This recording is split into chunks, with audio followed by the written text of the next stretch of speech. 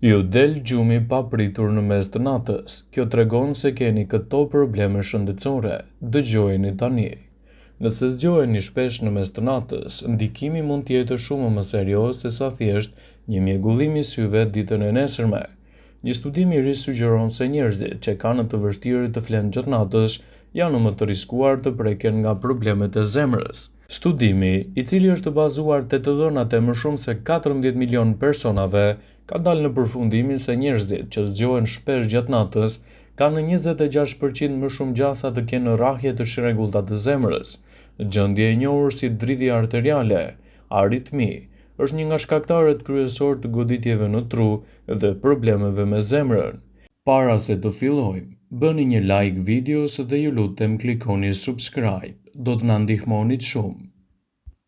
Ekipi i shkencëtarëve në Universitetin e San Francisco në Kaliforni dhe Universiteti i Michiganit kanë zbuluar gjithashtu se njerëzit që vuajnë nga pagjumësia, do të thotë se kanë të vështirë të flenë gjatë natës ose nuk flenë mjaftueshëm, kanë 29% më shumë risk të preken nga aritmia, çrregullimi i rrahjeve të zemrës.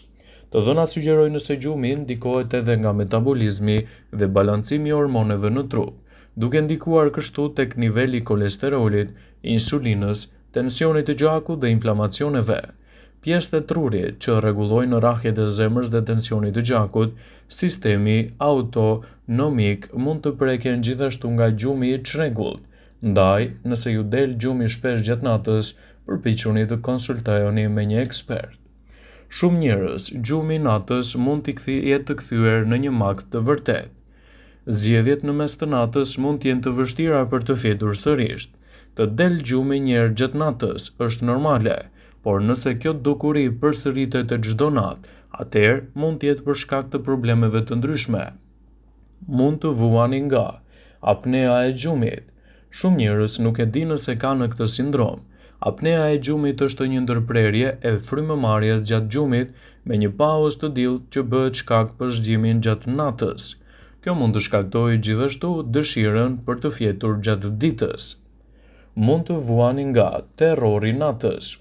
Terrori i natës ose ndryshe siç njihet ankthi. Gjatë kësaj eksperience të frikshme njeriu është zgjuar, por se kupton çfarë po ndodh me të. Madje njerëzit as nuk i kuptojnë çfarë kanë kaluar kur zgjohen. Mund të vuani gjithashtu edhe nga pagjumësia. Pagjumësia ose insomnia nuk është vetëm mungesa e gjumit. Një nga format e saj është aftësia për të qëndruar në gjumë, që mund të jetë një shkak pse ju e keni të vështirë të flini dhe ju del gjumi gjatë natës. Orë të zgjatura punë përpara kompjuterit. 30 minuta përpara se të flini, duhet të shkëputni veten tuaj nga çdo lidhje me ekranin, duke evituar kështu ekranin blu të telefonit, laptopit dhe të tjera. Një nga faktorët kryesor pse zgjoheni në mes të natës mund të jetë edhe ndriçimi i fort blu që ka ndikuar edhe në sytë tuaj përpara se të shkoni për të fjetur. Vuani nga ankthi dhe nga depresioni. Ankthi ecën paralelisht me pagjumësinë. Problemet e gjumit mund të çojnë në një gjendje anktioze dhe depresive, ose edhe kundërta. Nëse prej kohësh vuani nga diçka e tillë, është e mira të konsultoheni me mjekun tuaj, në mënyrë që të evitoni edhe rëndesën e këtij shqetësimi me kalimin e kohës. Lehtë të bini në gjumë të thellë, mirë po për një herë zgjoheni në 4 të mëngjesit dhe jeni tërësisht të udhëtuar. Çfarë ka ndodhur? Deri në një shkallë të caktuar, vështirësia të qëndruar në gjumë ose insomnia e mesme janë normale. Nëse zgjoheni, ktheheni në anën tjetër dhe vazhdoni të flini, kjo është në rregull. Mirë po nëse ndodh që të zgjoheni në mes të natës dhe nuk mund të flini më shumë se gjysmë ose 45 minuta, atëherë është koha të shqetësoheni dhe të konsultoheni me ekspertit për të parë pse ndodh ky shqetësim. Pagjumësia e mesnatës prek pothuajse 2 herë më shumë femrat se sa meshkujt. Kjo bëhet më e zakonshme për moshën e mesme. Dhimbje kronike, apnet e gjumit dhe nevoja për të zgjuar dhe për të përdorur tualetin janë gjëra të cilat mund të prishin gjumin tuaj. Të tilla janë edhe afshet e menopauzës. Ndërkohë edhe stresi i jetës mund të luajë një rol të tillë.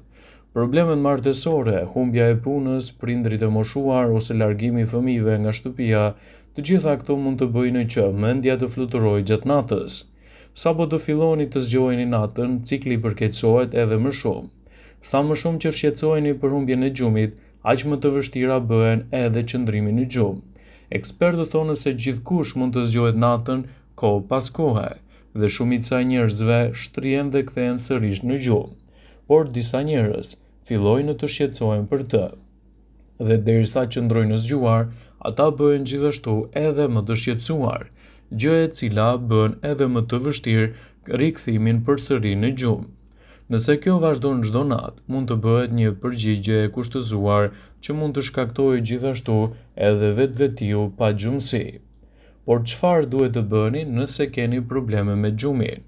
Higjiena e gjumit mund të duket si diçka që ka të bëjë me pastërtinë, por në fakt i referohet përmirësimit të disa shprehive që ju mundësojnë që të flini më mirë gjatë natës. Disa hapa që mund t'i merrni për të ndryshuar rutinën tuaj ditore dhe që ndihmojnë në një gjumë më të mirë janë: shmangni dremitjet gjatë ditës, sidomos nëse vuani nga pagjumësia e natës. Bëni stërvitje të rregullta. Sigurohuni të dilni jashtë gjatë ditës për t'u ekspozuar në dritat natyrale. Kjo ju ndihmon të ruani ciklet e shëndetshme të gjumit dhe të zgjimit. Ka edhe disa hapa që mund t'i merrni nëse doni të keni një gjumë më cilësor dhe më të mirë gjatë natës. Shmangni pijet me kafeinë dhe ato me alkool, mos pini duhan, mos hani ushqime të mëdha përpara gjumit, shmangni diskutimet emocionale përpara se të shkoni për të fjetur. Po ashtu është e rëndësishme të mbani një orë të rregullt të rënies në gjumë dhe një orë të zgjimit. Si gjatë javës, ashtu edhe në fundjavë duhet të keni të njëjtat orare. Përpiquni të shkoni në shtrat dhe të zgjoheni në të njëjtën kohë çdo ditë dhe çdo natë.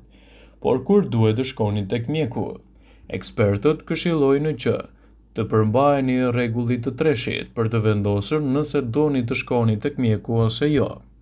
A zgjoheni së paku 3 natë gjatë javës në të njëjtat orare dhe ju del gjumi dhe keni të vështirë të flini. Ajo duhet më shumë se 30 minuta për të rikthyer përsëri në gjumë. A ka ndodhur kjo për 30 ose më shumë ditë me radhë? Nëse u përgjigjet me po këtyre pyetjeve, ju duhet të kërkoni ndihmën e një profesionisti. Lajmi i mirë është se pagjumësia mund të trajtohet, derisa ju dhe mjeku juaj përpiqeni të mësoni çfarë i shkakton problemet e gjumit, ju mund të merrni edhe përshkrimin e mjekut. Nëse keni sëmundje të tjera fizike që ju shqetësojnë, atëherë mjeku mund të rekomandojë të vizitoni ndonjë psikiatër, psikolog ose terapist. Ato mund t'ju ofrojnë stërvitje relaksimi, terapi të sjelljes dhe metoda të tjera alternative për të fjetur më mirë gjatë natës. Pasojat e zgjimit pas mesnate mund të jenë të rënda. Ekzistojnë shumë publikime lidhur me këtë fenomen. Duhet të dini që nuk është gjithmonë e jashtëzakonshme. Bëhet fjala edhe për reagime të trupit për nevojën edhe për të përpunuar ndjenjat e ankthit. Në disa raste, kur problemi bëhet i vazhdueshëm dhe zgjat në kohë, duhet të kërkohet ndihma e specialistit. Duhet të merret në shqyrtim i gjithë shkaku që ju bën që zgjoheni në mes të natës. Nëse po zgjoheni nga ankthi, mund të vuani nga takikardia, të ndjeni të kërcënuar. Në përpjekje për të dështuar ose për të fjetur sërish, rritet nervozizmi, me mendimet e këqija që ndikojnë edhe te mosfjetja. Edhe nëse ja dilni të flini sërish, gjumi është i lehtë dhe i lodhshëm. Ky fenomen përsëritet 2 ose 3 herë në javë dhe gjithashtu mund të kërkoni ndihmën e specialistit. Nëse gjatë natës ju ndodh shpesh kur kjo gjë mund të jetë e përsëritur, atëherë duhet të shqetësoheni. Puna që bëni mund të jetë shumë e lodhshme ose keni nevojë për një moment pushimi. Të gjitha këto që tham më lart gjenerojnë ankth për të cilën mund mos jeni përherë të vetëdijshëm, por truri reagon në momentet e pushimit. Ankthi godet në mënyrë të drejtpërdrejtë sistemin nervor qendror, që fillon të ndryshojë me karakteristika të lehta gjatë kohës së pushimit. Të gjitha këto ndikojnë në fazën e gjumit. Vëmendje. Ju bëjmë me dije se informacionet në këtë video kanë për qëllim që të plotësojnë, të mos zëvendësojnë këshillat e mjekut tuaj ose të ofruesit të kujdesit tuaj shëndetësor dhe nuk ka në përqëllim që të mbulojë në të gjitha përdorimet e mundshme, masat paraprake, ndërveprimet ose dhe efektet e tyre negative për shëndetin tuaj. Pasi ta dëgjonit këtë video, do ju ftoja t'i bënit like dhe ta shpërndanit atë në profilin tuaj në mënyrë që të informohen dhe miqtë tuaj.